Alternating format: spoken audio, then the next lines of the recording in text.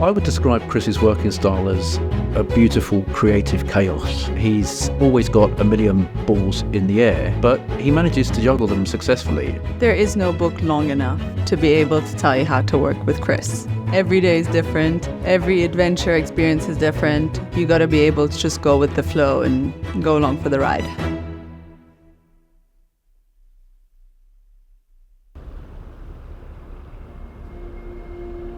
Sailing has always been part of my life.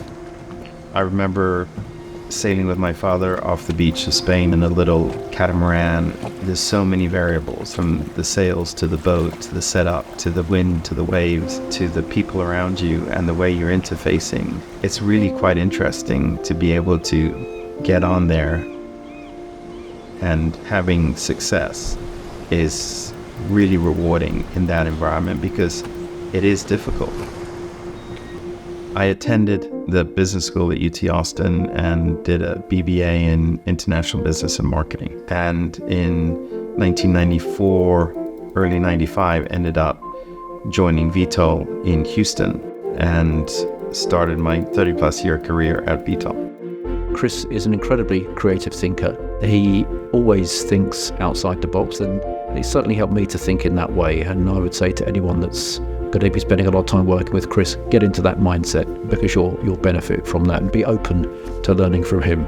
I think very early on, because I had international experience and spoke languages, I was asked to participate in developing countries that Vitol didn't have a footprint in. So I realized that I have good capacity to understand complex geographical issues, especially around energy and energy supply. That ability to get into a new geography, make connections, understand the requirements, and be able to build up off that has really defined my career.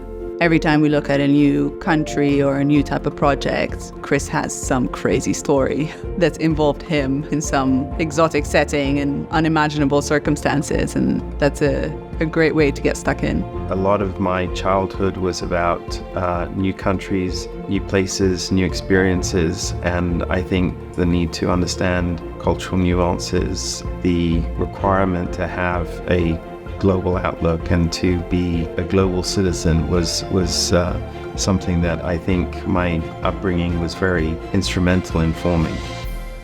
Vitol has a very strong culture, and it's one of great professionalism, an emphasis on success, but never at the expense of humility. Chris absolutely embodies that spirit. He always has a smile on his face. He is always an incredibly grounded individual. You can always go to him and have a chat. I think respect and empathy are two key attributes to any successful leader. Respecting those around you and being able to engage and be able to guide them as to the outcomes that you think are important and desirous, but also have consideration for those individuals and how they're operating and how they're working is really important. He's been around for such a long time. He's helped build Vitol into the business it is today. We all get to benefit from that work, that effort, that passion that I talked about. So much to be proud of.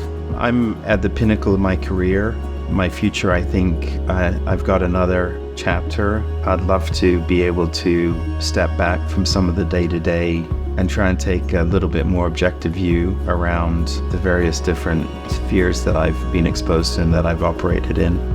I can't really see him retiring. He may not be working for Vitol anymore, but he's definitely not a pipe and slippers guy. That's absolutely the case. Chris is a very passionate person. He doesn't do things half-heartedly. He has a lot of passions, a lot of hobbies, a beautiful family, and things that he really cares about that hopefully he can allocate more time to now that he will have a less busy schedule. I'm not sure about that one.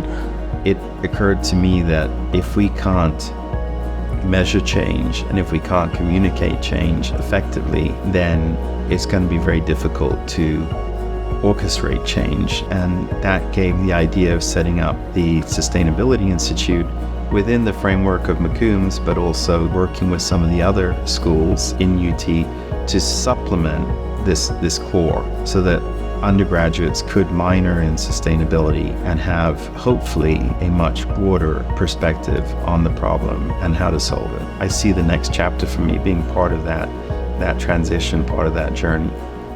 for Chris's tremendous global impact on the energy and commodities industry. While fostering a culture of respect and support, Christopher Bake deserves his place in the McCombs Hall of Fame.